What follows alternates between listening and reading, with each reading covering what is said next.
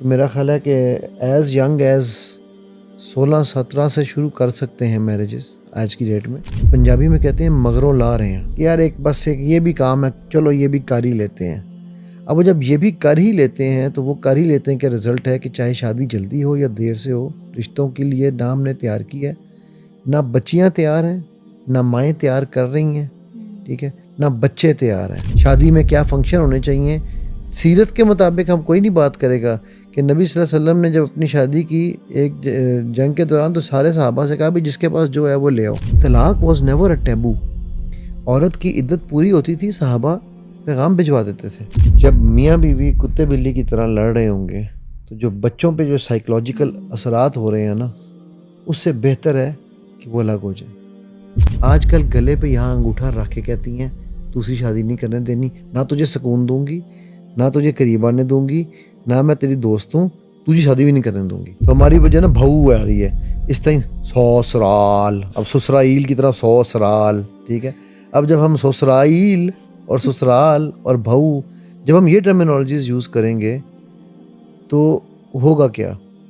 आप क्या रिलेशन बनेगा, ये रिलेशन बनने से पहले ही सावर होगा, उसमें पहले ही बैड टेस्ट होगा। ये वाहिद उम्मत है दुनिया की, ये वाहिद नेशन है मुसलमान जिन्होंने अपने 1400 साल कैरियर में 1185 साल दुनिया पे हुक्मरानी की है। गुड और बैड की बात नहीं कर रहा हूँ, कोई भी कौम इतने लंबे अरसे तक नहीं रही है। तो अगर आपने निकाब करके भी ब्रांड ही पहनना था तो यार उतार दो निकाब। मैं ब्रांड के खिलाफ नहीं हूँ, लेकिन मैं उस कल्चर के खिलाफ हूँ। वो भी जानती हो, मतलब हर तरह से वो परफेक्शनिज्म ढूंढ रहे हैं कहीं ना कहीं से। तो इस बारे में आप क्या कहेंगे कि अगर लड़की को किस तरह का होना चाहिए? इल्म का जो तकब्बुर है ना, वो अज़ाज़ील को इब्लीस बना देता है। उसको इल्म का ही तकब्बुर था ना, ऐसे ही। और दूसरा अपनी आग से बनने का तकब्बुर था। हसब नसब और इल्म, ये दो सबसे बड़े तकब्बुर हैं इस वक्त। Assalamu alaikum warahmatullahi wabarakatuh. Today I'm again here with Mind Engineer Muhammad Ali, and आज पॉडकास्ट नहीं है, it's just a casual discussion on marriages. बिल्कुल जी, बिल्कुल कैजुअली रखनी है हमने। I want to ask, and मेरी भी कुछ कन्फ्यूजन्स हैं और I hope के लोगों की भी होंगी, तो वो आपसे सुनेंगे तो इंशाल्लाह उनकी क्यूरीज भी। I want to ask कि एक तो मैरिज के लिए एज क्या है, बेहतरीन एज क्या है, और उसके अलावा बहुत ज़्यादा ये सुना जाता है कि अगर अर्ली मैरिजेस हो रही हैं तो वहाँ पर भी प्रॉब्लम्स आ जाते हैं कि डाइवोर्स हो जाती हैं, और लेट मैरिजेस में भी प्रॉब्लम है। तो आप क्या इसके बारे में कुछ कहना चाहेंगे? जी बेटा, जज़ाकल्लाह खैर। बच्चे देखो, पता है बात क्या है, मैरिज की एज तो टेक्निकली जो है ना वो कुरान में भी डिफाइंड है कि जब प्यूबर्टी आ जाए, बलूगत हो जाए तो मैरिज की एज हो जाती है, ठीक है। सो ऐसा इशू नहीं है कि मैरिज की एज की कोई अर्ली एज या लेट एज की कोई हमारे कोई इशू है या कोई उसकी कमी पेशी है। प्रॉब्लम जो हमारी मतलब क्या कहना चाहिए, आज के अगर मैं दौर में देखूं तो मेरा ख्याल है कि एज़ यंग एज़ 16-17 से शुरू कर सकते हैं मैरिजेस आज की डेट में, और the earlier it is the better actually. लेकिन हमारा यहाँ पर ट्रेंड ये बन चुका हुआ है, चूँकि हमने पहले डॉक्टर बनानी है या डॉक्टर बनाना है, फिर उसके बाद हमने जो है वो उसको क्या से कहते हैं कमावाना है, तो वो उस पर करते करते लड़की की भी एज निकल जाती है और लड़के की भी एज निकल जाती है। मैं आज से कुछ साल पहले जब तक मेरी शादी हुई थी तब तक मैं कहता था कि आइडियल एज शादी की जो है ना, लड़के के लिए 25-26 और लड़की के लिए 20-21 है, ठीक है। अब आज मेरे लगता है कि आज थोड़ी सी ये नीचे आ गया थ्रेशोल्ड। आज मैं समझता हूँ कि लड़कों के लिए 22-23 और लड़कियों के लिए 17-18 ये आइडियल है, होनी चाहिए। बट हमारी प्रॉब्लम ये है कि बेटा हम मैरिजेस जब कर रहे हैं ना, हम मैरिजेस को मैरिज नहीं समझ रहे, हम एक पंजाबी में कहते हैं मगरों ला रहे हैं, ठीक है। मगरों ला रहे हैं, समझती हो ना, आपके ऑडियंस भी समझो कि यार एक बस एक ये भी काम है, चलो ये भी कर ही लेते हैं। अब वो जब ये भी कर ही लेते हैं तो वो कर ही लेते हैं कि रिज़ल्ट है कि चाहे शादी जल्दी हो या देर से हो, रिश्तों के लिए ना हमने तैयार किया है, ना बच्चियाँ तैयार हैं, ना माएँ तैयार कर रही हैं, ठीक है, ना बच्चे तैयार हैं, ठीक है। तो उनको पता ही नहीं होता कि अब हमने करना क्या है। और उसमें आकर फिर शादी के बाद फिर वो अचानक घबरा जाते हैं कि अब क्या करें, बिकॉज एक्सपेक्टेशन सेट हो रही हैं टीवी ड्रामों से, मॉर्निंग शोज से, ठीक है। शादी में क्या फंक्शन होने चाहिए, सीरत के मुताबिक हम कोई नहीं बात करेगा कि नबी सल्लल्लाहु अलैहि वसल्लम ने जब अपनी शादी की एक जंग के दौरान, तो सारे सहाबा से कहा भी जिसके पास जो है वो ले आओ, ठीक है। किसी ने कोई खजूर लाया, कोई गंदम लाया, कोई जौ लाया, जिसके पास जो था उसी को उन्होंने मुतंजन सा वो एक बनाया और सब ने मिल के वो खाया, ठीक है। यहाँ पर ये होता है वो उसको कोई नहीं देख रहा, हम इसको देख रहे हैं कि आज के फलाने मॉर्निंग शो में उसने किस तरह के कपड़े पहनवाए दुल्हन को, ठीक है। सो हमारे क्राइटेरियाज जो है ना वो रियल लाइफ पे सेट हो गए हैं, रियल लाइफ छोड़ के। जब भी आप रियल लाइफ को फॉलो करते हैं, रियल है ना वो तो ख़राब है, खता कट सकती है, कुछ भी उसको हो सकता है, ठीक है। तो जो रियल लाइफ के जो इश्यूज़ हैं उनको आप, या उनको जो ग्लैमर है उसको आप रियल लाइफ में इम्प्लीमेंट नहीं कर सकते, ठीक है। वरना होता वही है, शादी की पहली रात जब मेकअप उतरता है तो अंदर से जिन निकलता है बाहर, कहते हैं ना, ठीक है। वो इसीलिए कहा जाता है। सो जो एज की जहाँ तक आपने सिर्फ बात की, तो एज तो मैं मतलब समझता हूँ कि जब आपको लगे, मेरा ये उसमें मानना है, जब लड़का या लड़की ये कह दे मुझे शादी करनी है, तो पेरेंट्स को समझ जाना चाहिए कि उसको शादी की ज़रूरत है।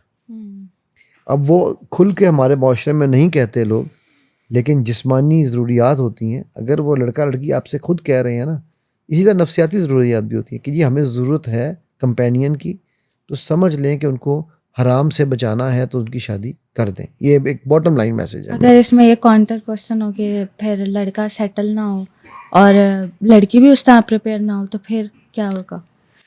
बेटा देखो, लड़का सेटल ना हो किस कॉन्टेक्स्ट में? मुझे ये लगता है कि जितना हमारी सोसाइटी में हमें ये समझाया जाता है, हमारे बड़ों से भी और वैसे भी ओवरऑल यही होता है ना, यही देखा जाता है कि लड़का सेट हो बस। सेट किसको सेट कहते हैं? फाइनेंशियली किसी हो। लड़की के साथ सेट हो जाए? नहीं फाइनेंशियली सेट हो, एटलीस्ट इतना कि उसे पता हो कि वो कवाम बनने जा रहा है, तो उसने अपनी रिस्पॉन्सिबिलिटीज को पूरा फाइनेंशियल सेट किस लेवल पे कहोगी आप? कितना कमाए तो वो फाइनेंशियली सेट है? अगर वो नीड्स पूरी कर सकता है। नीड्स, ये मेरा पर्सपेक्टिव। ओके, नीड्स को डिफाइन कर सकती हो? नीड्स जो हमारी नीड्स वो होती है ना जिसके बगैर आप सरवाइव नहीं कर सकते। तब बताओ ना। देखो मेरी नीड है, मुझे 2 रोटियां सुबह खानी है, 2 रोटियां दोपहर को, 2 रोटियां शाम को। आपकी नीड है शायद 2 लुकमे सुबह, 2 लुकमे दोपहर, 2 लुकमे शाम। तो नीड को डिफाइन कौन करेगा? How will you define need? I think need जो हमें सोसाइटी से सिखाया जाता है वो यही है, फूड, शेल्टर। तो बेटा फूड की कितनी मिकदार, देखो मैं ये क्यों बार बार ये बात कर रहा हूँ, ये भी रील और रियल लाइफ वाली बात है। Need and wants are 2 different things.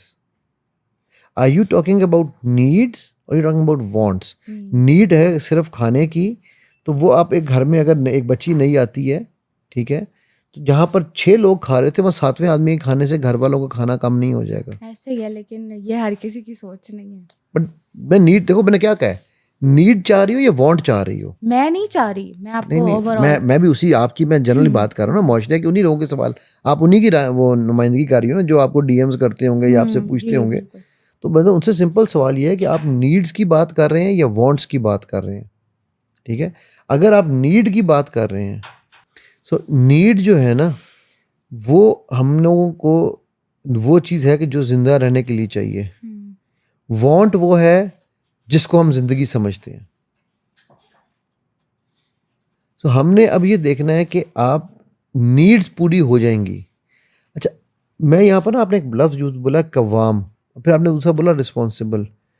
बेटा मैं ना अपनी बेटी के लिए, हम लोग रिश्ते ढूंढ रहे हैं ना आजकल, तो मैं उसमें एक ही चीज़ देखता हूँ, कमाई उसकी ज़्यादा इस एज में, मैं 22, 23, 24 साल के लड़के से अगर मैं ये एक्सपेक्ट करूँ ना कि वो 50, 60 लाख, 20 लाख, 10 लाख महीने का कमा के मेरी बेटी को खिलाएगा, तो मेरी एक्सपेक्टेशन रॉन्ग है, अनफेयर है, ठीक है। हाँ, लेकिन अगर मुझे ये पता है ना कि उस बच्चे में जिम्मेदारी का एहसास नहीं है, तो मैं कभी भी शादी नहीं करूँगा। ऐसे ही यही बात नहीं। सो इम्पॉर्टेंट चीज़ है द सेंस ऑफ रिस्पॉन्सिबिलिटी। वो अगर होगी ना तो वो नीड तो पूरी करेगा ही करेगा, वो वांट तक भी ले जाएगा, ठीक है। जब मेरी शादी हुई थी तो मैं तो अरबों में नहीं कमा रहा था ना, ठीक है, मैं पाकिस्तानियों में कमा रहा था अरबों में नहीं कमा रहा था, ठीक है। सो अब अगर इस तरह से हम देखें तो किसी की भी शादी नहीं होनी चाहिए, क्योंकि इस एज में तो कोई भी इतना एस्टेब्लिश नहीं होता, राइट। अभी अगर मेरा एक दोस्त था, वो उसने उस वक्त सरकारी नौकरी कर ली, उस वक्त सरकारी नौकरी में 40,000, बखला 40 भी नहीं, शायद 30,000 की तनख्वाह थी। अब 30,000 में, आज से 24-25 साल पहले की बात कर रहा हूँ, उस वक्त भी आप हैंड टू माउथ थे, ठीक है। लेकिन आज वो माशाल्लाह लाखों में कमा रहा है। Now the thing is, over a period of time, हाँ, क्योंकि उसमें सेंस ऑफ रिस्पॉन्सिबिलिटी थी, ही न्यू कि मुझे क्या करना है, ठीक है। सो हमारे लिए जो चीज़ देखनी ज़रूरी है ना, वो ये है कि बच्चे में या बच्ची में रिस्पॉन्सिबिलिटी लेने की, वो जो कहते हैं ना, ख्वाहिश होनी, बल्कि मैं कहूँगा, अब यहाँ मैं वांट नहीं कहूँगा, या मैं कहूँगा नीड होनी ज़रूरी है, ठीक है।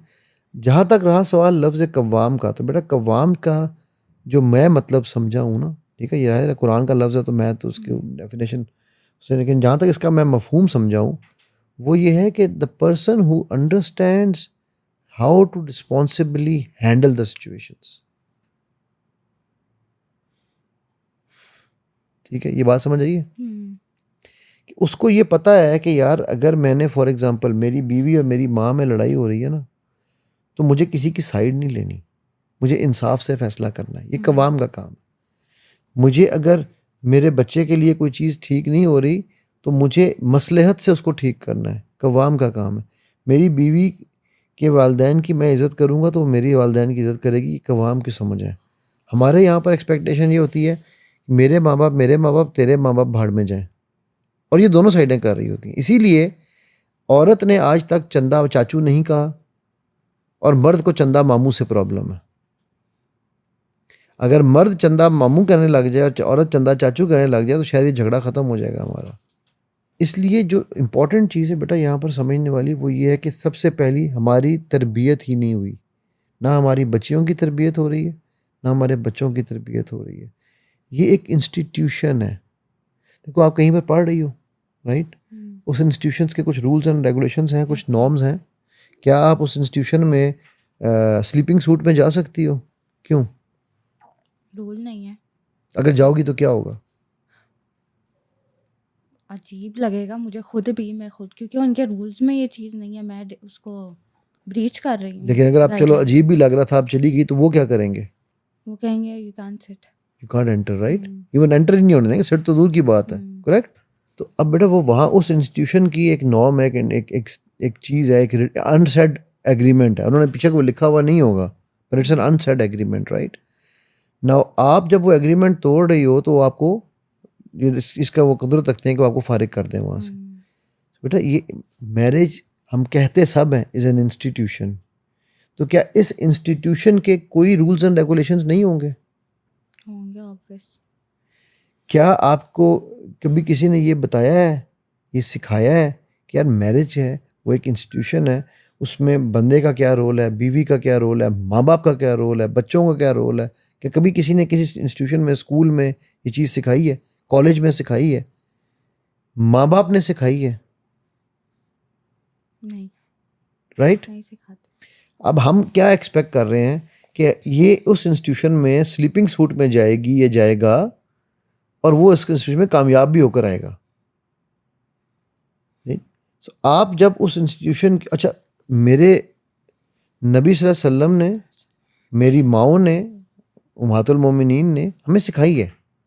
ये इंस्टीट्यूशन पूरे का पूरा हमें उन्होंने क्लियर कट एक एक चीज़ बता गई है, डिटेल से बताई है। हम वहाँ से भी नहीं सीखना चाहते, ठीक है। अभी हमारे यहाँ पर, बखैर आप मुझसे शायद वो पूछते थे भी कि जी, वो जो औरतों को कहा जाता है कि जो शौहर कहे वो मान लो, जो ये कहे। और माएँ भी यही सिखाती हैं कि बस मर्द जो मर्ज़ी करे, वो कवाम है या वो मतलब लीडर है, तो बस आपने उसकी सहनी है, जैसी मर्ज़ी है, आपको बस उसके आगे नहीं बोलना, जो भी है। क्योंकि जो औरत है उसने घर बसाना होता है, तो उसको हर चीज़ बर्दाश्त करनी है इस चीज़ के लिए। चाहे वो मारे, चाहे पीटे, चाहे जो मर्जी करे, राइट। खैर मारने की बात मुझे नहीं पता, वो एक्सट्रीम पे जाके हो जाती है, लेकिन हाँ, जो भी वो कहे आपने मानना है, जो उसकी माँ भी जो कहे आपने मानना है। जी। अच्छा, अब मुझे एक बात बताओ। और एक और भी उसके अंदर क्वेश्चन था कि मर्द की तो दोबारा भी शादी हो जाती है, ये हाँ। थ्रेट दिया हुआ था एक किस्म का, औरत की तो नहीं हो सकती, तो इसलिए उसने अपना घर बचाना है। अच्छा, या चलो मैं इससे शुरू करता हूँ, इससे रिवर्स चलते हैं आपके सवाल पे। औरत की दोबारा शादी क्यों नहीं हो सकती? ये तो सवाल था मुझे। मैं आपसे पूछ रहा हूँ ना, इसलिए मैं भी पूछ रहा हूँ, क्यों नहीं हो सकती? अगर सोसाइटी के लिहाज से गए तो वो कहते हैं हाँ इसकी शादी हुई हुई है तो अब दोबारा पता नहीं रिश्ते आने में प्रॉब्लम्स बनेंगे, लेकिन हाँ हो तो सकती है अगर इस्लामिक पॉइंट ऑफ व्यू से आपको देखा पता है जाए। तलाक इज़ अ टैबू और was a taboo in the Hindu society, क्योंकि हिंदू सोसाइटी में सती का कॉन्सेप्ट था। ठीक हम्म है, कि बीवी को साथ ही जला दो, चाहे उसकी शादी को एक दिन हुआ है, हम्म अगर बंदा मर गया बीवी साथ जलेगी। ठीक, तो वो बल्कि उनके तो बड़े फ़ख्र महसूस करते थे कि जब मराठे, जब वो पकड़े गए थे, जब मराठों के ऊपर जंग हुई थी, तो वो सारी की सारी औरतों ने महल में आके पद्मावती जो रानी उनकी थी, वो पूरी की पूरी उस शाही महल की तमाम औरतों ने आग में अपने आप को जला लिया था कि हमारे बंदे मर गए हैं जंग में। ठीक है, हम्म सो ये उनके कल्चर में था, और ये उनके, इसीलिए तलाक, दूसरी शादी, ये टैबूज़ हैं। हम्म बेटा, एक ही खातून हज़रत जाफ़र बिन तैयार की वाइफ थी, हज़रत अबू बकर की वाइफ थी। ठीक है, आगे बाद में एक और सहाबी की उनकी वाइफ बनी। ठीक है, तो ये तलाक वॉज नेवर अ टैबू। औरत की इद्दत पूरी होती थी, सहाबा पैगाम भिजवा देते थे। ऐसे ही। क्यों? क्योंकि औरत की इज्जत, औरत का मुकाम, औरत का एहतराम, ठीक है, वो इस चीज़ में नहीं है कि जिसकी तलाक होगी उसको बिठा के कुरान की तरह, एक जिस तरह हम आजकल कुरान की इज़्ज़त कर रहे हैं ना, हम्म कुरान को हमने उठा के एक शेल्फ पे रख दिया है, औरत को भी हमने उठा के एक शेल्फ पे रख दिया है। ठीक है, तो अब ये उसकी इज़्ज़त नहीं है, ना ये कुरान की इज़्ज़त है, ना ये औरत की इज़्ज़त है। हम्म औरत और तो जो तलाक है, पहली चीज़ तो मैं इसे, जो तलाक है ना, वो is not a taboo, it is an option given by Allah सुब्हानहू ताला to help you make a better family life. कैसे भला? आपको ये तलाक कैसे बेटर फैमिली लाइफ कराएगी? क्योंकि वो बेहतर नहीं होगा इसीलिए जो अब दोबारा। जब मियाँ बीवी कुत्ते बिल्ली की तरह लड़ रहे होंगे, तो जो बच्चों पे जो साइकोलॉजिकल हम्म असरात हो रहे हैं ना, उससे बेहतर है कि वो अलग हो जाए। ठीक है, उन बच्चों का कोई कसूर नहीं है, उनको दुनिया में इसलिए नहीं वो आए थे कि वो आपकी चुर चुर चुर चुर सुने। ठीक होगी बात? तो तलाक is never, was never a taboo in Islam. हम अनफॉर्चुनेटली बर्रे सग़ीर में मुसलमान, मैं ये बात कहता हूँ लोगों को बुरी लगती है, लेकिन फैक्ट है, हमने इस्लाम तो कबूल किया हुआ है, बट हम मुसलमान नहीं हो सके। ऐसे ही। अभी भी इस वक्त आप अरब वर्ल्ड में आप कहीं चले जाओ ना, वहाँ पर तलाक टैबू है, ना वहाँ पर दूसरी शादी टैबू है। मैं ये तलाक जो अरबों में आज भी आप देखो कि अरबों में आज भी तलाक और दूसरी शादी, मर्द की दूसरी शादी, तो आपसे मैं पूछता हूँ एक सवाल, चलो, आप बेटी हो ना, सामने बैठी हो, आपके शौहर अगर 2 शादियाँ करना चाहे, आप करने दोगी? नहीं, क्यों? मुझे इसके बारे में नहीं पता लेकिन नहीं। वजह वजह पता नहीं चाहिए ना, क्यों? मे भी मेरी पॉजेसिवनेस मेरे से बर्दाश्त नहीं होगा। ओके, 2 चीज़ें इसमें समझने वाली हैं बेटा। ठीक है, पहली बात ये, this is part of the training, this is where women need to get trained. अगर आपने अपने शौहर को, वो जो आपने पहला सवाल किया था ना, मैं अब उसकी तरफ आ रहा हूँ, अपने शौहर की हर जिस्मानी, ज़हनी और हर जो भी कर सकती हो, इस चीज़ का ख्याल रखा, उसके साथ उसकी बल्कि दोस्त बन के रही। ठीक है, और उसको उस, क्योंकि एक मर्द को ना, या इवन औरत को भी कंपेनियन चाहिए होता है। अगर मियाँ बीवी दोस्त बन जाएं, ठीक है, और वो वाकई ही दोस्त हों, कि वो दूसरे से बात करते हैं, उन्हें कोई शर्म हया ना हो, कोई डर ना हो, कोई जजमेंट की खौफ ना हो, मेरा नहीं ख्याल कि कोई भी मर्द दूसरी शादी करना चाहेगा। ऐसे ही। आजकल औरतें, अभी आपने लफ्ज़ यूज़ किया पोजेसिवनेस, आजकल गले पे यहाँ अंगूठा रख के कहती हैं दूसरी शादी नहीं करने देनी, ना तुझे सुकून दूंगी, ना तुझे करीब आने दूंगी, ना मैं तेरी दोस्त हूँ, तुझे शादी भी नहीं करने दूंगी। नहीं ऐसी बात नहीं, पता नहीं। ये मैं, बेटा मेरे पास केसेस आते हैं ना, हम्म मैं आपको वो बता रहा हूँ।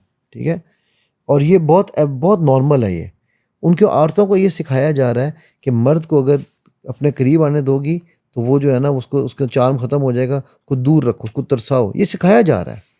6 महीने के बाद सारे मर्द ख़राब हो जाते हैं, ये सिखाया जा रहा है। बच्चे बड़े हो जाएंगे तो मर्द तुम्हारे काबू में आ जाएगा, ये सिखाया जा रहा है। अनफॉर्चुनेटली प्यार होता है, किया जाता है और लिया जाता है। हमारे यहाँ प्यार बदमाशी से लिया जाता है, ये सिखाया जा रहा है हमारी औरतों को, ठीक है। अब जब आप इस नज़रिए से, इस तरह से आप उस रिश्ते को बनाने की कोशिश करोगी तो वो रिश्ता, वो जाहिर है वो अगर वो, अच्छा फिर आप दीनदार बची हो भाई, अगर आपका शौहर, लेट्स से, मैं अगेन आपकी इसलिए एग्जांपल ले रहा हूँ क्योंकि हम ये एक जनरिक बात कर रहे हैं, बट आप जो भी सुन रहा है, ठीक है। अब अगर आप दीनदार बची हो और आप ये समझती हो कि जी मैं तो दीनदार हूँ तो मेरे शौहर ये और मेरा शौहर वो, अब आपका शौहर जो है वो आपकी दीनदारी की वजह से या जो भी आपकी वजूहात थी उसकी वजह से आपने उसको नज़दीक नहीं आने दिया। आपने समझा नहीं कि दीन तो कहता है उसको उसके साथ दोस्त बनो, लेकिन आपने दुनिया को दीन समझ लिया। अब वो हलाल तो दूसरी शादी कर नहीं सकता क्योंकि आप नाराज़ हो जाओगी, तो वो हराम करेगा। उसका गुनाह किसके सर पर है? मेरे सर पे भी है, उसके सर पे भी, ठीक है। And vice versa, and vice versa, ठीक है। ये मैं और मर्दों के लिए भी यही बात है कि अगर जो मर्द बहुत पोजेसिव हो जाते हैं ना, बहुत शकी हो जाते हैं, उनकी बीवियों भी बेचारियाँ ऐसी तंग होती हैं फिर, ठीक। अच्छा, अब हम आते हैं उस आपके पहले सवाल की तरफ कि मर्द जो कहे वो बर्दाश्त करो और जो करे वो उसके, ठीक है। बेटा, जो मर्द के हकूक़ हैं, हकूक़ ज़ौजियत जिन्हें कहा जाता है, उस पे तो आपको क्वेश्चन नहीं करना चाहिए बिल्कुल भी। एंड फॉर द मर्द, ये बात समझनी मर्द के लिए भी ज़रूरी है कि हकूक़ ज़ौजियत का मतलब बर्बरियत नहीं है, जुल्म नहीं है। So you have to make sure कि it is an event of pleasure and happiness for both parties, ठीक है। अब हमारे यहाँ पर जो बच्चियाँ या जो औरतें शादियाँ करके जाती हैं ना, जैसे मैंने पहले कहा कि उनको सिखाया ये जाता है कि उसके हकूक़ ना दो। अच्छा, दूसरी आपने बात की कि जी वो पेरेंट्स के काम, जॉइंट फैमिली सिस्टम। बेटा, ये बड़ी सिंपल सी बात है। आप जहाँ शादी करके लड़की जब जाती है ना, तो हम उसको कहते हैं, घर वाले कहते हैं बहू आ रही है, बहू, राइट, यही होता है ना, वो बहू। पहले उसको हमने बहू बना दिया, तो हमारी वजह ना बहू आ रही है, इस टाइम ससुराल, अब ससुराइल की तरह ससुराल, ठीक है। अब जब हम ससुराइल और ससुराल और बहू, जब हम ये टर्मिनोलॉजीज यूज़ करेंगे तो होगा क्या? आप क्या रिलेशन बनेगा, ये रिलेशन बनने से पहले ही सावर होगा, उसमें पहले ही बैड टेस्ट होगा। जब आप दूसरे घर में जा रही हो, देखो एक्सेप्शंस होती हैं, मैं एक्सेप्शंस की बात नहीं कर रहा हूँ, बट बहू भी इस एप्रीहेंशन से जा रही है कि यार मेरी सास ने तो मेरे साथ ज्यादती करनी है। तुम्हारी माँ तुम्हें डांटे एक ही काम पर, तुम कहोगी अच्छा मेरी माँ ने डांटा है, लेकिन तुम्हारी सास डांटेगी उससे हल्के काम पर, तुम सास को माँ नहीं समझोगी, ठीक है। अच्छा, मैं जानता हूँ इस पर बड़ी अफलातून जो ख़वातीन है ना आजकल की, वो कहीं सास माँ नहीं हो सकती। भाई, आप भी तो बहू बेटी नहीं बन सकी, राइट। सो हमारी प्रॉब्लम ये है, आए हो तो क्या लेकर आओगे, जाओगे तो क्या देकर जाओगे, ठीक है। वी वॉन्ट टू टेक, जबकि हमारा दीन हमें सिखाता है इन्फाक फी सबीलिल्लाह, इसका मतलब है give. Now giving does not mean कि पैसा सिर्फ, giving does not mean smile सिर्फ, give means everything that you have to give. Don't ask what you want, offer what you can give, ठीक है। सो मैं गारंटी देता हूँ आपको, चलो जी मैं कहता हूँ 90% नहीं, 70% लोग ऐसे होंगे कि जब आप उनके साथ एक दोनों पार्टी को अच्छा बर्ताव करेंगी तो सवाल ही पैदा नहीं होता कि ये झगड़े हों, ठीक है। मर्द को क्या चाहिए जब वो घर आता है वापस, उसको चाहिए सुकून, ठीक है। क्या ये डिमांड गलत है मर्द की? नहीं। अच्छा, मैं डिजर्व्स दैट, ठीक है। कवाम है ना, तो वो उसका काम है घर के खाने पीने का, हर चीज़ का ख्याल करना। अगर बीवी जॉब करती है अपनी मसरूफियत के लिए, बीवी पे कोई फ़र्ज़ नहीं है कि वो अपना 1 रुपया भी शौहर को दे। बल्कि मैं, अगेन ये शौहरों को बुरा लगेगा, मैं ऐसे शौहरों को जो बीवियों के पैसे लेते हैं ना, मैं उनको समझता हूँ कि उनको रीबर्थ की ज़रूरत है शायद, ठीक है, कि बीवी की कमाई पे जो पलने वाले हैं। ओके, आर्ग्यूमेंट है जी, हम दोनों मियाँ बीवी ये गाड़ी के एक पहिए, यार तुम बिल्कुल पहिए हैं, महंगाई बढ़ गई है जी, बढ़ गई है। वो अगर कर रही है तो उसका एहसान है, तो फिर उसका एहसान भी मानो। और अगर वो नहीं कर रही तो ये तुम्हारा फ़र्ज़ है ना, तुमने क्यों शादी की है, ठीक। सो पहली चीज़ तो ये है कि हमें ये चीज़ समझनी ज़रूरी है यहाँ पर कि उसको क्या कहते हैं, बीवी को साथ हमने अगर हम चाहती है कि औरत ये चाहती है कि जी मैंने घर बसाना है, तो वो उसको अपना घर समझे। अच्छा, अब रिवर्सल में अगर सास ससुर, इसीलिए बेटा मैं पता है क्या होता हूँ, जब रिश्ते ढूंढने के लिए अल्लाह के नबी सल्लल्लाहु अलैहि वसल्लम ने 4 ऑप्शंस बताई हुई है ना, पता है कौन कौन सी? दीन। दीन सबसे आखिर में कही थी वैसे। अच्छा, पता नहीं मुझे तो। हुसन, दो माल दौलत, हस्ब नसब और दीन, दीन। ठीक है। और सबसे अफजल लेकिन दीन है, सबसे ऊपर दीन है। दीन है, करेक्ट। तो जब आपने पहले तो अपना स्पाउस चुनना है, मर्द या औरत, तो पहले तो दीन को आपने रखना है। हम क्या रखते हैं आजकल? गुड लुकिंग है गुड या नहीं, लुकिंग है या ना, फाइनेंशियली स्टेबल फाइनेंशियली है या स्ट्रांग है नहीं या है। नहीं, खानदान अच्छा है या हाँ, नहीं। है, ऐसे ही है। और मैं आपको फ्रैंकली बता रहा हूँ बेटा, अभी मैं आपके सामने खोल सकता हूँ, मेरे इस वक्त मोबाइल में भी कोई 150 प्रोफाइल्स लोगों ने भेजी हुई हैं, और उसमें पता है चौथी चीज़ के ऊपर क्या लिखा हुआ है? Knows how to balance between दीन एंड दुनिया। यार, how do you balance between दीन एंड दुनिया? I have never understood the meaning. और मज़े की बात है, जिस तस्वीर पे ये लिखा हुआ होगा या जिस तस्वीर के नीचे लिखा होगा, मैं ये नहीं कह रहा कि किसने स्कार्फ पहना है या नहीं पहना, उसका पर्सनल फेल है, ठीक है। मैंने एक दो से पूछा, मैं कहा जी व्हाट इज बैलेंस ऑफ दीन दुनिया? बस नमाज पढ़ ले, कभी कोई मसला नहीं है, बट दुनिया के भी काम साथ चलाए। So now when your criteria is, जो टॉप मोस्ट क्राइटेरिया था, when that is just compromise, ठीक है। और वो कॉम्प्रोमाइज भी किस चीज़ का? मैं इसकी देखो, इस्लाम में ना इबादत समझने वाली है, ठीक है। इबादत वर फिक्स्ड, ठीक है। और मतलब हमें बताया गया 5 नमाजें हैं, ज़कात है, ये ठीक है, लेकिन मामलात की बहुत बड़ी एक रेंज दे दी गई। हमने इबादत को कुल कर दिया, रेंज बड़ी कर दी, मामलात को श्रिंक कर दिया। मामलात वो हैं जो मुझे कुरान में अच्छा लगेगा, जो मेरे मुताबिक मौलवी फतवा देगा, मैं वो मामला करूँगा, ठीक हो गई। मैं एक जगह पर इसी तरह आपको एग्जांपल के तौर पर बताना चाह रहा हूँ कि एक जगह पर रिश्ते की बात चल रही थी, तो मैंने उनको कहा, मैंने कहा जी कि आपका तो बेटा जो है वो सेम मतलब फ्लोर पे रहते हैं, दोनों भाई आमने सामने कमरे हैं, तो आप एक काम कीजिए कि बेटी को ऊपर कमरा कर दीजिएगा, बाद में बेटे को नीचे ले जाइएगा दूसरे को। तो शादी के बाद तो अनकंफर्टेबल होती है अगर बच्ची यूँ बाहर निकले। आप तो ख़ानदान तोड़वाने की बातें अभी से कर रहे हैं, आपकी बच्ची आएगी तो क्या करेगी? ये ख़ानदान तोड़ने वाली इसमें कौन सी बात है? ये तो अल्लाह के नबी सल्लल्लाहु अलैहि वसल्लम ने मौत करार दी है, ठीक है, इस रिश्ते को, देवर हो या साली हो। तो नहीं, हमारा बच्चा ऐसा नहीं है, बड़ा शरीफ बच्चा है। अब आप सोचो ये जुमला क्या है, और ये एक दीनदार फैमिली की एग्जांपल दी है मैंने आपको, ठीक है। सो वो क्राइटेरिया कहाँ गया हमारा? कॉम्प्रोमाइज में चला गया। कॉम्प्रोमाइज़ नहीं, वो है ही नहीं, ठीक है। मतलब सिर्फ उसका नाम ही है बस। आप शादियों में जाओ, मैं बहुत सारी ऐसी रिलीजियस लोगों की शादियों में गया हूँ, जो रिलीजियस फैमिलीज़ की शादियों में, जहाँ पर फुल म्यूज़िक होता है, बाप ने कान में रुई डाली हुई थी। एक शादी में मैं गया, बाप ने माशाल्लाह बड़ा दीनदार बंदा ने कान में रुई डाली हुई थी, और वो बेटी के साथ अपनी वो जो उनके कैट वॉक करते हैं, जो माँ बाप बेटी को लेकर आ रहे हैं, जो हिंदू जो क्रिश्चियंस की जो एक रस्म थी जिसको हमने अडॉप्ट कर लिया, ठीक है, तो वो लेकर आ रहे हैं। लेकिन मैंने उनको देखा, मैं उनको देखते ही रह गया। मैंने कहा जी, मैंने पूछ लिया, मैंने कहा जी ये गाना है और ये सब फंक्शन और ये सारा कुछ, तो वो कहने लगे नहीं मैंने कानों में रुई डाल ली थी।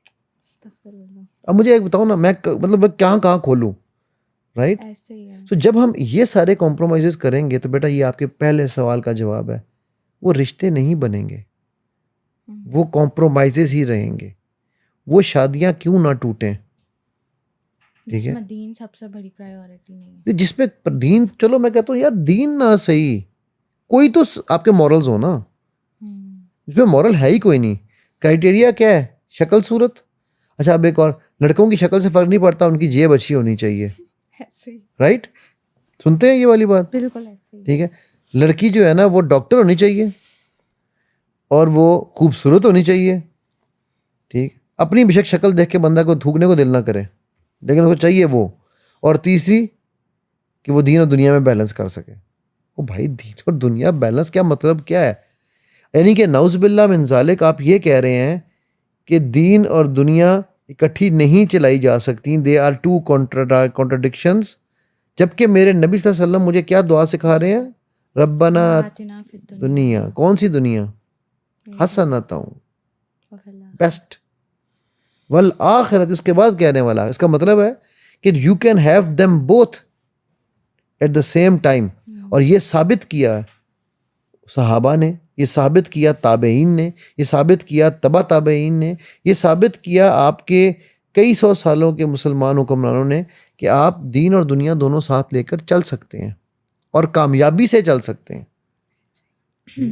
ये वाहिद उम्मत है दुनिया की, ये वाहिद नेशन है मुसलमान, जिन्होंने अपने 1400 साल इस कैरियर में 1185 साल दुनिया पे हुक्मरानी की है। गुड और बैड की बात नहीं कर रहा हूँ, कोई भी कौम इतने लंबे अरसे तक नहीं रही है। तो क्या वो दीन और दुनिया छोड़ के बैठे हुए थे? उनमें कुछ बैड भी थे, मैं ये नहीं कह रहा हूँ कि सारे गुड थे, लेकिन ओवरऑल मैं पीरियड की बात कर रहा हूँ। मेजॉरिटी ठीक है, 1200 साल 1400 साल की हुकूमत में मतलब कैरियर में 1200 साल हुकूमत करना अब दुनिया में कोई मजाक नहीं है। ठीक है, सो बेटा जब हम क्राइटेरियाज अपने चेंज करेंगे ना, फिर हम आके ये कहें, मेरे पास बहुत सारे केसेस ऐसे आते हैं जिनमें जी ये देखे ना जी, ये बंदे को पता ही कुछ नहीं है, ये देखे ना। अच्छा, उनमें से कुछ ऐसे होते हैं जिनमें से फिर एक बीवी या मियाँ, ये कहा गया होता है ना कि तुम बर्दाश्त करो हर चीज़ को, जो वो कह रहा है, जो वो कर रहा है, वो मारे भी तो बर्दाश्त करो। मेरे पास एक बेटा केस है, मैं वो केस एक बताना चाहता हूँ। 13 साल की शादी थी, 11 साल का बच्चा था। वो खातून मुझे कहने लगी, जी मैं आपसे ये मशवरा लेने आई हूँ कि मैं अपनी शादी कंटिन्यू करूँ या नहीं। मैंने पूछा क्यों बहन, क्या हुआ? कहती जी मेरे जिस्म का कोई ऐसा हिस्सा नहीं है जिस पे सिगरेट ना जलाया गया हो। मेरा शौहर पाउडर पीता है और एक बहुत बड़े डॉक्टर का बेटा है वो। ठीक है, तो मैं और मेरे बच्चे के भी जिस्म पे जलाता है, उसको गुस्से में कुछ समझ नहीं आती। तो मैं आपसे ये जानना चाहती हूँ कि मैं इस रिश्ते को मज़ीद कंटिन्यू करूँ या ना करूँ। मैं कहा देखो बेटी बात ये है बहन कि मैं आलिम नहीं हूँ, मैं फतवा नहीं दूंगा, लेकिन मैं सिर्फ एक बात कहूँगा, अगर तुम मेरी बहन या बेटी होती ना तो मैं तुम्हें पहले दिन उस घर से निकाल देता। मैं वही सोचू 13 साल। मैंने कहा तुमने जो जुल्म सहा वो सबसे बड़ा जुल्म था तुम्हारा अपने ऊपर, और उसके बाद तुमने बच्चे को भी 11 साल तक जलील होने दिया। मैंने कहा जाओ किसी आलिम से फतवा ले लो, बट मेरे अंदर का काजी कह रहा है कि तुम जालिम हो, तुम जानती हो कि वो क्या कर रहा है। ठीक है ना, हर चीज़ बर्दाश्त करने का ये मतलब नहीं है यार कि आप जुल्म को भी बर्दाश्त करें।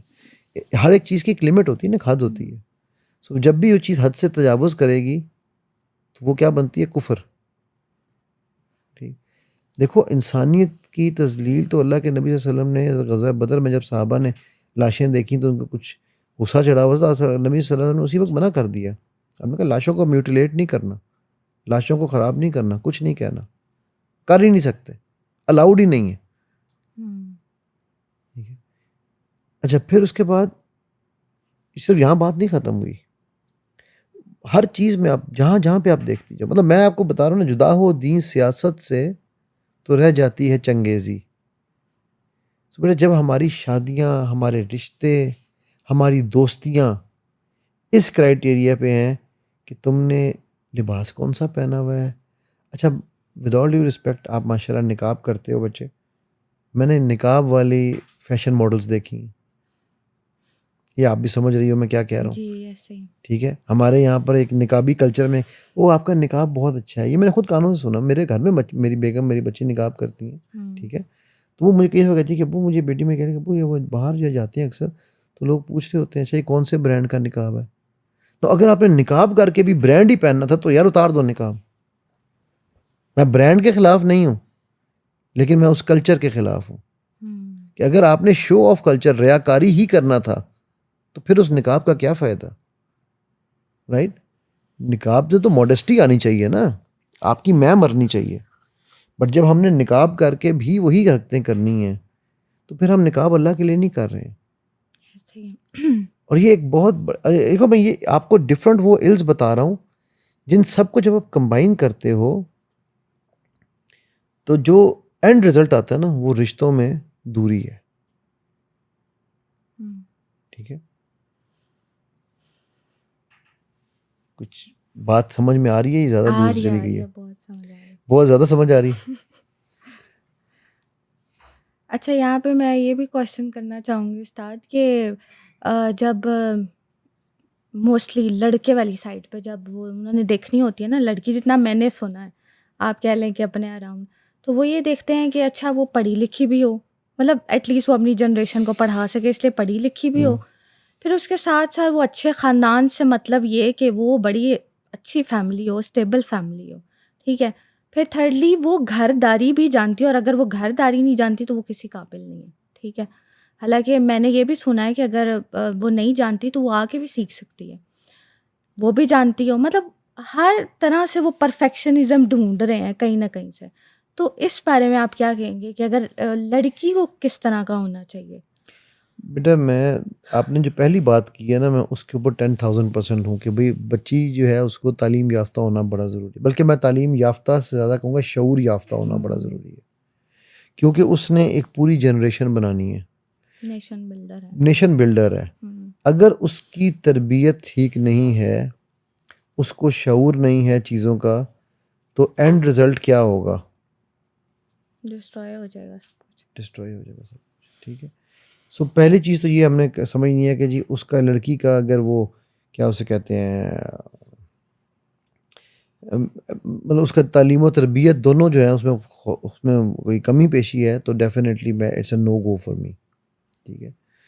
सेकेंडली बेटा, लेकिन उसकी तालीम और तरबियत में भी अगर वो दीनी तरबियत वाली है सिर्फ, तो भी ठीक है। बट दीनी तरबियत में मेरी एक छोटी सी हम्बल सी सबमिशन है कि हमारी जो माएँ बहनें बेटियाँ सिर्फ दीनी तालीम पे चली जाती हैं ना, वो वो जो वहाँ पर मैं यूज़ करूँगा, वो दीन और दुनिया का बैलेंस वो भूल जाती हैं। हुँ, वो समझती हैं कि मैंने कई तलाक़ें ऐसी मेरे पास रिश्ते आए हैं, मेरा शौहर नमाज़ नहीं पढ़ता, मुझे इससे तलाक़ लेना चाहती हूँ। मेरे पास एक बंदा आया कि जी मेरी बीवी मुझे इसलिए तलाक़ लेना चाहती है कि मैं रेगुलर नहीं हूँ, जमात नमाज़ नहीं पढ़ता। वो मैंने कहा बीबी तुम खुदा हो, व्हाट इज़ दिस? हुँ, ठीक है, तुम अल्लाह वाली जजमेंट के फैसले कर रही हो कि ये जहन्नुम में जाएगा, तो मैं इसके साथ जहन्नुम में नहीं जाना चाहती। Literally this were the words that woman used. हुँ।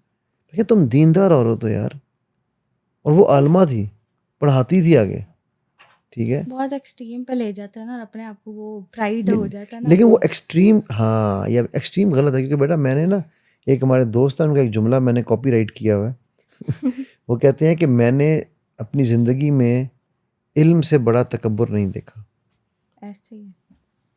बहुत बड़ी बात है। हुँ, इल्म का जो तकब्बुर है ना, वो अज़ाज़ील को इब्लीस बना देता है। हुँ, उसको इल्म का ही तकब्बुर था ना, ऐसे ही। और दूसरा अपनी आग से बनने का तकब्बुर था। हसब, नसब हुँ, और इल्म, ये दो सबसे बड़े तकब्बुर हैं इस वक़्त, जिनकी आप बात कर रही हो। अच्छा, कंपैटिबिलिटी होनी ज़रूरी है फैमिलीज़ में भी। पहले मैं इसका कायल नहीं था। फिर मैंने कुछ सीरा को जब पढ़ना शुरू किया, तो मुझे समझ आई कि अल्लाह के नबी सल्लल्लाहु अलैहि वसल्लम ने इस कंपैटिबिलिटी को इनकरेज किया है। ठीक है। बहुत ज़्यादा पैरिटी, जब बहुत ज़्यादा डिफरेंस आ जाता है ना फैमिलीज़ में, हुँ, तो भी एक दूसरे के कल्चर्स को समझना मुश्किल है। ठीक है। मतलब ये है कि आप समझ लो कि एक इंटीरियर बलूचिस्तान का बंदा या बंदी, उसकी शादी अगर हम लेट्स से इस्लामाबाद की किसी मॉड स्क्वाड लड़का या लड़की से करेंगे, हो तो जाएगी, शायद कामयाब भी हो जाए, उन दोनों में से कोई एक चेंज भी शायद हो जाए, लेकिन चांसेस आर लेस, हुँ। क्योंकि वो कल्चरल डिफरेंस है बहुत बड़ा। राइट। सो उसमें कोई खामी नहीं है। लेकिन मुझे ये लगता है कि ये नहीं होना चाहिए कि बहुत ज़्यादा डिफरेंस ना हो, मतलब एक घर का बिल्कुल ब्रॉट अप डिफरेंट है और एक घर का बिल्कुल ही माहौल डिफरेंट है, हम्म। तो शायद मेरा ख्याल है औरत के लिए बहुत स्ट्रगल लाइफ होती है। यही मैं एग्जैक्टली यही बात हुँ, करूँ ना, ये तो हमें दीन सिखा रहा है ना, इसीलिए। ठीक हुँ, है। तो अच्छा, जो आपने दूसरी उसमें जो पॉइंट था ना आपका कि जी वो उसको खाना पकाना भी आता हो, घरदारी भी आती हो, बता दूं मेरी बेगम से कोई डांट तो नहीं पड़ेगी? जब मेरी बेगम शादी करके आई थी ना, माशाल्लाह वो छोटे मोटे काम घर में करती थी। हुँ, मैं आज आपको राज दे रहा हूँ, पहली रोटी जब मैंने खाई थी ना उनकी, इतनी मोटी थी, ठीक है, और जली हुई थी। और आज माशाल्लाह बेहतरीन फुलके बनाती हैं, राइट? माशाल्लाह। तो ऐसी बात है कि देखो अगर वो बेसिक कॉन्सेप्ट जानती है ना तो वो सीख जाएगी यार। आखिर आपके घर में अब यहाँ पर रोल है सास का, ऐसे ही है। जिसको हम सास कह रहे हैं अनफॉर्चुनेटली, मदर इन हाँ। लॉ। वो बल्कि देखो ना, आपको ज़्यादा लगाओ कि ये मदर इन लॉ चाहे पाकिस्तान में हो चाहे अमेरिका में हो, मॉन्स्टर इन लॉ बना दी ना हमने। मूवी आई है पूरी इसके ऊपर, और खुद ही बनाई हुई है खुद ही हमने। बनाई हुई है, ठीक है? ऐसे तो ही। वो हर तरफ से ये कॉन्सेप्ट, सो वो जो है ना मकसद ये कि वो, लेकिन अगेन उसमें अगर वो ये समझे कि हाँ मैं सीखना चाहती हूँ, मैं ऐसे केसेस जानता हूँ कि जहाँ पर कहा जी मेरे पे जुल्म हो रहा है, मुझसे रोटियां पकवाई जा रही हैं, मुलाजमा नहीं रख के दे सकते, हालांकि अफोर्ड तो कर सकते हैं। मैं अपने जहेज में मुलाजिम लेके आई हूँ, ये मैं अल्फाज सुने हुए सुना रहा हूँ आपको। ये फिर वही बात है ना, तरबियत अपने घर। एग्जैक्टली। सो बेटा जो देखने, अब मैं आपको अपने दोस्त की, मैंने पहले भी कहीं पर ये मिसाल दी थी, मेरे एक दोस्त की मदर है, वो जब हम उसकी शादी होनी थी तो वो कहती हैं कि मैं जिस घर में जाती थी ना, मैं उस घर में ड्राइंग रूम में बैठने के 5 6 7 मिनट बाद एक्सक्यूज़ करती थी कि मुझे टॉयलेट यूज़ करना है। तो जिन घरों में ड्राइंग रूमों में टॉयलेट होते थे ना, मैं कहती थी मैं अंदर वाला यूज़ करना चाहती हूँ। तो अंदर जाके मैं देखती थी कि ड्राइंग रूम के अंदर का टॉयलेट कैसा है, और अगर टॉयलेट साफ़ नहीं होता था ना, हम उस घर से उठ जाते थे 5 मिनट बाद। अब आप सोचिए क्या मतलब है इस बात के पीछे। कहती थी कि जिस घर में दिखावे की चीज़ें साफ़ की गई हैं, ड्राइंग रूम साफ़ किया गया, इसका मतलब है कि वो घर, वो बच्ची की तरबियत गंद रखने की हुई हुई है। ऐसे ही है। मैं सफाई पसंद हूँ, मेरे घर में ये बच्ची नहीं चलेगी, किसी और घर में चली जाए, मेरे घर में नहीं चलेगी। अब ये बड़े बूढ़ों का एक तरीक़ाकार था। ये बहुत बात है, मामा मुझे ये समझाती है कि औरत इस चीज़ से बहुत पहचानी जाती है। हाँ हाँ हाँ, ठीक है। सो देखो बेटा, at the end of the day, जो आपसे मैंने उस वक्त भी बातें की थी दूसरी शादी वाली, मैं अपने अक्सर अपनी बेगम को भी छेड़ता होता हूँ इस बात में, कहता हूँ यार कितने बेवकूफ़ हैं औरतें। देखो आपने 20 साल 15 साल 20 साल शादी में इंजॉय किया, अब आप बूढ़े हो रहे हैं, अब आपको रिलैक्स करने का दिल करता है, अब आप बंदे की दूसरी शादी करा दें, ठीक है? उसके बाद अगले 20 साल वो भी इंजॉय करे, आप सुकून से बैठ के क्वीन बन के बैठे हैं और आप ऑर्डर्स दें, ये चाहिए वो चाहिए, हर चीज़ मिलेगी। अब ये भी एक another way of looking at the things है ना, ठीक है? बिल्कुल, मैं कितना हिम्मत वाला हूँ, मैं स्पीकर और माइकों पे ये बातें बोल रहा हूँ, ठीक है? लेकिन बताने का मकसद ये है मेरा बात करने आप ये गलत इंस्ट्रक्शन तो नहीं दे रहे मर्दों को? आपसे उन्हें भी हिम्मत मिल मिल जाए। जाएगी। नहीं, मेरा बताने का मकसद ये है कि जब आप, इसकी बॉटम लाइन मैसेज ये है कि जब आप दोस्त बन जाएंगे ना, तो इसकी ज़रूरत तो इसकी ज़रूरत नहीं पड़ेगी। हमारे यहाँ पर मियाँ बीवी को कहा जाता है, मियाँ बीवी दोस्त कैसे हो सकते हैं? मियाँ बीवी तो मियाँ बीवी होते हैं, क्यों नहीं दोस्त हो सकते? आपका क्या ख्याल है, क्यों नहीं दोस्त हो सकते? मैं तो नहीं मानती इस बात को कि वो दोस्त नहीं हो सकते। हाँ, अगर एक बात करूँ क्यों ये कहा जाता है, तो लड़की को ये कहा जाता है आपका शौहर है, आपको रिस्पेक्ट करनी है, आप दोस्त कैसे बना सकती हैं? रिस्पेक्ट दोस्तों की नहीं होती। वो कहते हैं ना दोस्ती में शायद हो जाती है गड़बड़, और फिर ये शायद ये पर्सपेक्टिव होगा। अच्छा, लेकिन अब ये मुझे बताओ कि जिसको रिस्पेक्ट कह रहे हो, दोस्ती का मतलब ये नहीं है ओए तुम इधर आओ, ये दोस्ती नहीं है। आई एम सॉरी, आप इधर आए, रिस्पेक्ट है, दोस्ती में भी रह सकती है, उसके बगैर भी रह सकती है, ठीक है? और मैं कराची के कल्चर से एक बड़ा मैं मुतासिर हूँ एक चीज़ से, जो हमारे उर्दू स्पीकिंग लोग हैं ना, जो कि मैं समझता हूँ कि हमें बच्चों के साथ, हमें पंजाबियों को ख़ास तौर पे अडॉप्ट करना चाहिए। वो बच्चे छोटे से को भी आप कहकर बुलाते हैं, आप क्या क्या सही बात है। राइट? और मुझे भी ये चीज़ बहुत अट्रैक्ट मुझे करती है। बहुत पसंद है ये चीज़ कि यार तुम तू तड़ा लफ्ज़ ही नहीं है उनकी डिक्शनरी में। वो गुस्सा भी करेंगे ना, आपने मेरी बात समझी? ऐसे ही है मतलब बिल्कुल। बंदा कहता है यार गुस्सा भी प्यार से ही हो रहा है, करा लो गुस्सा, ऐसे राइट? सो अब हमारे यहाँ इसलिए इसका क्या मतलब है, वो दोस्तों को भी आप ही कहेंगे ना, तू तो नहीं कहेंगे, ऐसे ही। करेक्ट? सो हम दोस्ती एक ताल्लुक का नाम है, अल्फाज नहीं है। अगर मुझे ये पता है कि यार मैं, देखो सबसे बड़ी बात मैं एग्जांपल देता हूँ, नबी सल्लल्लाहु अलैहि वसल्लम ज़म्बिलूनी किसके पास आए थे? अम्मा खदीजा के पास आए थे। हज़रत खदीजा के। वो जा सकते थे ना अपने चचा के पास, अपने कजन्स के पास, किसी के पास, अपने दोस्तों के पास जा सकते थे, बट वो अपनी बीवी के पास आए। और उनका जो रिश्ता था वो तो हमारे लिए वैसे ही है। मतलब अल्लाह के नबी सल्लल्लाहु अलैहि वसल्लम ने अम्मा खदीजा की ज़िंदगी में कोई शादी नहीं की, अम्मा आयशा ने एक दफ़ा हल्का सा कह दिया कि आपको अल्लाह ने जवान दिया, बूढ़ी को सोचते हैं। नबी सल्लल्लाहु अलैहि वसल्लम ओनली टाइम पे आपको गुस्सा आया, जी, आपने कहा कि तुम वो उस वक्त मेरे साथ थी जब कोई भी नहीं था, राइट ऐसे ही नाउ। क्या वो दोस्त नहीं थे? थे, बिल्कुल थे। और दोस्ती की ही ये निशानी थी कि पहली मुसलमान खातून का हज़रत एजाज़, हुँ, दोस्ती की ये निशानी थी कि जिब्राईल आके कहते हैं अम्मा खदीजा को अल्लाह सलाम भेज रहे हैं। ये सलाम दोस्ती की निशानियां हैं, ठीक है। क्यों? क्योंकि वो अल्लाह के महबूब सल्लल्लाहु अलैहि वसल्लम का ख्याल करती थीं, तो अल्लाह ने उनको इज्जत दी, हुँ, बिल्कुल। ठीक है। और वो ख्याल क्यों करती थीं? क्योंकि उनसे दोस्त थी, उनसे प्यार करती थी, एंड वाइस वर्सा। हुँ, सो जब आप मियाँ बीवी दोस्त होंगे ना, आपके बहुत सारे इश्यूज ऑटोमेटिकली रिजॉल्व हो जाएंगे। आप चीज़ों को इग्नोर भी करेंगे, आप हुँ। उन बहसों में पड़ेंगे ही नहीं जो कि ला हासिल बहसें, लामानी, ठीक है। अच्छा, लास्ट में बस हम यही इस तरह वाइंड अप कर देते हैं कि आप इस बारे में सबको डिस्क्लोज़ कर दें कि ये सारी बातें हमने खुद से बनाई हुई हैं और इसी वजह से हम उसके रिज़ल्ट्स ये आते हैं। तो मैरिजेज़ अर्ली भी हो सकती हैं और इससे ये डिपेंड नहीं करता कि फाइनेंशियली स्टेबिलिटी हो या जो भी। और ये भी मतलब डिस्क्लोज़ करें कि ये जो लोगों ने अपना माइंडसेट बनाया हुआ है ना कि लड़का फाइनेंशियल स्टेबल हो, लड़कियों ने भी बनाया हुआ है, सिर्फ पेरेंट्स की बात नहीं है। डिमांडिंग हैं बहुत लड़कियाँ, तो वो समझती हैं कि हमें सुकून इन्हीं चीज़ों के साथ ही मिलेगा। वो हमारी ख्वाहिशें अगर पूरी करता रहे ना, और मैंने लिटरली ऐसी बातें सुनी हैं जब मैं अगर किसी से डिस्कस करूँ ना शादी के बारे में, क्योंकि अब मैं थोड़ी हो जाती हूँ इस बारे में बाबा के बाद कंसर्निंग कि हाँ, इस तरह का होना चाहिए मर्द और ये वो मतलब ये मेरी चॉइसेस हैं। तो वो कहते हैं कि नहीं बेटा, पैसे के बगैर भी कुछ नहीं है और मुझे ये लगता है फाइनेंशियल सबसे ज़्यादा ज़रूरी है। बच्चे, आपने जो शुरू में बात की थी ना, मैं इसको उसी से लिंक करूँगा। आपने मुझे कहा था कि जो मेरी नीड्स पूरी करे, हुँ, ठीक है। तो बेटा प्लीज़ बेटा, इस सब का जो आपने बात की ना, इसकी समरी एक वन लाइनर है। Define the difference between needs and wants.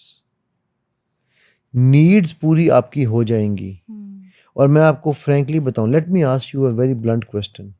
आपको बंदा पैसे में तोले, सोने में तोले, खाने को सोने के चमचे में खिलाए, लेकिन वो एक एक साल आपकी शक्ल ना देखे, आपसे बात ना करे, आप उससे बात करने जाओ, आपको कोई किसी किस्म का वो प्यार मोहब्बत ना दे, would you want to live with that man? आपकी नीड्स तो पूरी हो। हम कहेंगे उस पैसे को आग लगा दे बंदा अगर ये चीज़ें नहीं है। And now I will give you another thing. बंदा फुल टाइम आपके साथ हर चीज़ में आपके पैरों के नीचे हाथ रखे, अपने मिट्टी भी ना लगने दे, ठीक है। हर जगह पे आपको अपने सर पे बिठा के रखे, लेकिन पैसों की कमी की वजह से कभी घर में एसी नहीं चल रहा, कभी पंखा नहीं चल रहा, would you be um. Able to survive? मेरे से क्वेश्चन कर रहे हम्म पर्सनली? हम्म। अगर मैं कहूँ हाँ, आई कैन सर्वाइव, अगर वो मुझे ये सब कुछ दे रहा है तो। तो इसका क्या मतलब पता चला?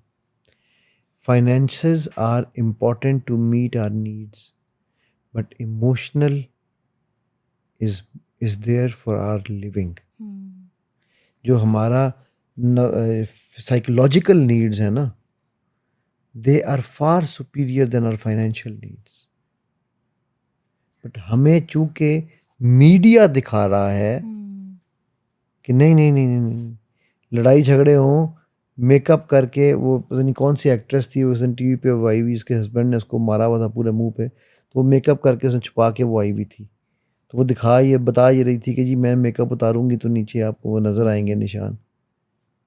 But again she was portraying herself as brave woman. Um, now what her husband did is absolutely not acceptable, but what she was doing is equally not acceptable. So आप जब नीड्स को, वो needs और wants में differentiate नहीं कर सकते, तो फिर आपको ये रहता है कि जी बंदा कमाता कितना है, क्या करता है। हाँ, आपको ये वही, मैं बार बार फिर वही बात कहूँगा, आपको बंदे और बंदी दोनों में सेंस ऑफ रिस्पॉन्सिबिलिटी देखनी ज़रूरी है। ज़रूरी है। वो अगर उनमें है ना, और वो जजमेंट लड़का लड़की आमतौर पे इस एज ग्रुप में नहीं कर सकते, हुँ, वो जजमेंट के लिए माँ बाप छोड़ दें, हुँ, ठीक है। वो माँ बाप के ऊपर वो इख्तियार दें कि जी आप जज करें।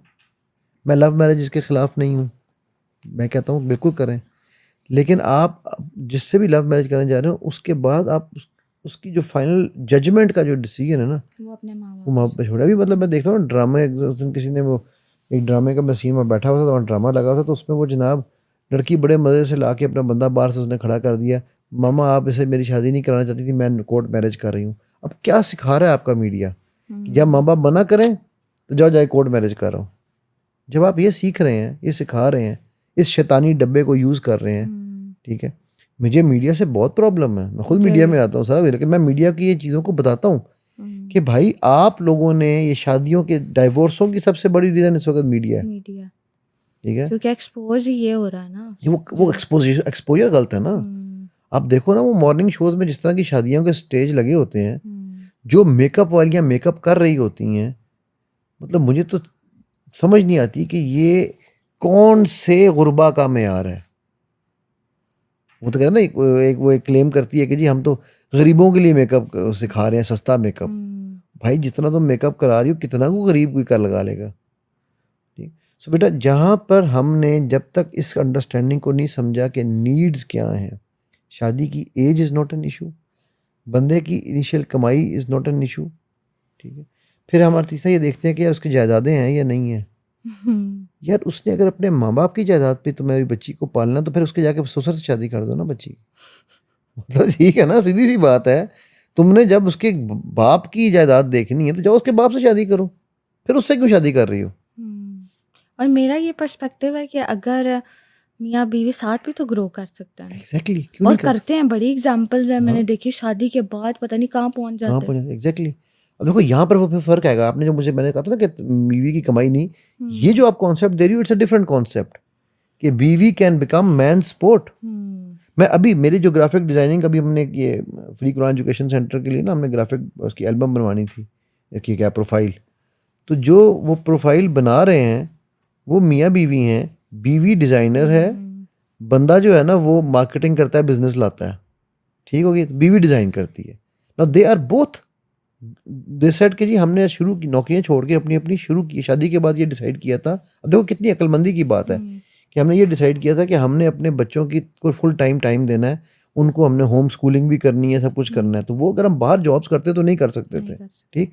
Now we both started from scratch, और आज माशाल्लाह उनके इंटरनेशनल 25 से 30 क्लाइंट हैं। तो अगर वो $500 पर क्लाइंट भी ले रहे हो, मैं एग्जांपल दे रहा हूँ, $100 भी ले रहे हो, तो $25 तो महीने का आ रहा है, ठीक होगी बात। नो, वो कहते हैं कि हमने ये काम लेते हैं, इनका काम है सेल्स मार्केटिंग, इनका काम है, मेरा काम है बना कर देना, ठीक है। अब उन्होंने माशाल्लाह बकायदा हो गया, जब हमने 5 लोगों की टीम हायर कर ली है, तो जो ग्राफिक का काम है वो मैं मैनेज कराती हूँ, जो दूसरा ना, क्या वहाँ पर वो एक टीम इकट्ठी नहीं चल अभी रही। मेरे लिए इतनी इंस्पायरिंग एग्जांपल और इतनी मज़े की है कि अब वो दोनों का इंटरेस्ट भी सेम और वो हाँ, मिलके सब कुछ कर मिलके सब कुछ कर रहे हैं, और मतलब $2500-2600 घर में आया है, या चलो मैं कहता हूँ $2000 आए, आज के दौर में 6-7 लाख रुपया को बुरा नहीं है, बल्कि बहुत ज़्यादा अच्छा है। नीड्स एंड वांट्स दोनों पूरी हो जाएंगी इससे। हाँ, ऐसे। और मतलब टिपिकली हमने ये कल्चर बनाया हुआ है ना, वो जैसे हिंदुआना कल्चर हमने सारे ही पकड़े हुए हैं कि हाँ एक बंदा है वो सुबह जाता है रात को आता है कमा के, और औरत सारा घर संभाल रही है, मतलब ओवरऑल। और बस मुझे ये लगता है इससे बेहतर मज़ेदार वो है कि अगर वो दोनों मिल के ग्रो कर ले।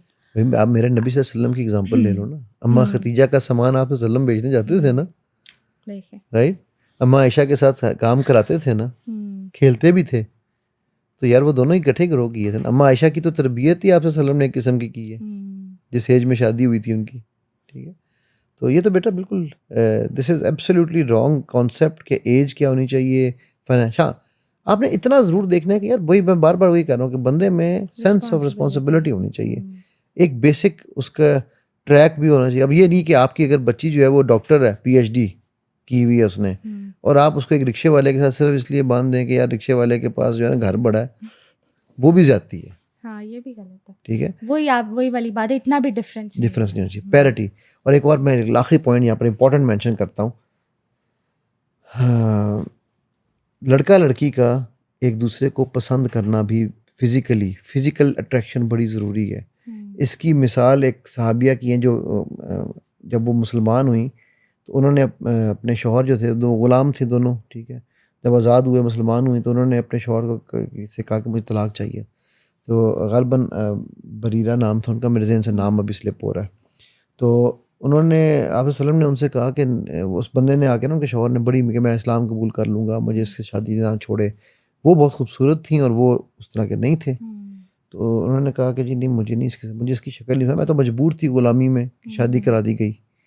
तो आप वसल्लम को उन्होंने 2-3 दफ़ा जब कहा तो उन्होंने कहा या रसूलल्लाह ये आपका हुक्म है, ये आपका मशवरा है, ये अल्लाह का हुक्म है। तो अल्लाह के नबी सल्लल्लाहु अलैहि वसल्लम ने फरमाया कि ये मेरा मशवरा है, ठीक है। तो उन्होंने कहा फिर मुझे ये मशवरा नहीं कबूल, मैं उसके साथ नहीं रहना चाहती। सो इट मीन्स कि she did not like the face. तो फिजिकल अट्रैक्शन होनी भी ज़रूरी है। तो ये जो हमारे यहाँ पे है ना कि जी वो लड़की नहीं देखनी, भाई लड़की बाहर सड़क पे सारे देख रहे होते हैं, रिश्ते के लिए आई है तो क्यों नहीं देखनी, जबकि वो दोनों को फ़र्ज़ किया है। आपने उनसे पूछा कि तुमने शादी की, उन्होंने कहा जी तुमने शादी से पहले देखी थी, उन्होंने कहा जी नहीं। क्यों, देखनी चाहिए थी पहले भी, ठीक ये है। बात जैसे हमें वो शुरू से बताया जाता है ना, निकाह वाले दिन देखा है मैंने, देखा ऐसे तो कुछ नहीं है एग्जैक्टली, ठीक है। इतनी। ये वो बेटा, ये सारी वो मिसकंसेप्शन है ना, क्योंकि ये वो है दीन और दुनिया बैलेंस ये उसका नाम एक्सट्रीम पे जाके। दोनों एक्सट्रीम पे आके। तो एनीवेज आई होप आज आपको और आपकी ऑडियंस को इंशाल्लाह। बस लास्ट पॉइंट, हाँ हाँ सॉरी, हाँ, 10 दफ़ा पूछो बेटा। आपने कवाम को जो बताया था अपनी डेफिनेशन में, हमने तो आज तक कवाम को ये पढ़ा है ना कि he is a care terrorist taker, नहीं care taker, he is a leader, he is a protector. और फिर उसके बाद उसी सूरह नूर की आयत में अल्लाह ताला ने औरत को भी कहा है ना कि वो फिर कानेतात, वो ओबीडियंट हो फिर अपने मर्द के लिए, और वो जब नहीं है तो वो उसकी इज्जत की भी हिफाजत करे। तो इस मतलब पर्सपेक्टिव को लेते हुए कवाम के लिए क्या मैसेज होगा आप? अच्छा, इसमें पहले मैं बीवी के लिए मैसेज देता हूँ, कानितात के लिए, ठीक है। कि हज़रत इब्राहीम हज़रत इस्माईल को मिलने गए तो हज़रत इस्माईल घर पे नहीं थे, तो उनकी शादी हुई थी एक सरदार की बेटी के साथ। तो उसने दरवाज़ा खोला तो इब्राहीम ने से पूछा इस्माईल हैं? उन्होंने कहा नहीं है। पूछा कैसे हालात हैं? वो कंप्लेनिंग शुरू हो गई, डर डर डर डर डर। तो इब्राहीम ने उन्हें कहा कि अपने जब इब्राहीम इस्माईल आए ना तो उनसे कहना कि अपने घर की चौखट बदलो, ये ठीक नहीं है। जब इस्माईल आए, उन्होंने सारा किस्सा सुना, उन्होंने उसको तलाक दे दी। उन्होंने कहा वो मेरे वालिद थे और तुम्हारे बारे में उन्होंने ये कहा है। अगली दफ़ा फिर वो गए, साल बाद दोबारा गए मिलने, तो फिर वो नहीं थे घर पे। तो फिर जो बीवी निकली वो भी एक सरदार की बीवी थी, बेटी थी। उन्होंने जब खोला उन्होंने कहा जी वो तो नहीं है घर पे और अल्हम्दुलिल्लाह सब अल्लाह का करम है, हर चीज़ अच्छी चल रही है। तो इब्राहीम ने कहा कि घर की चौखट तुम्हारी अब ठीक है। तो इस्माईल ने फिर उनको वो किस्सा सुनाया। ओके, जज़ाकल्लाह खैर, अस्सलामु अलैकुम।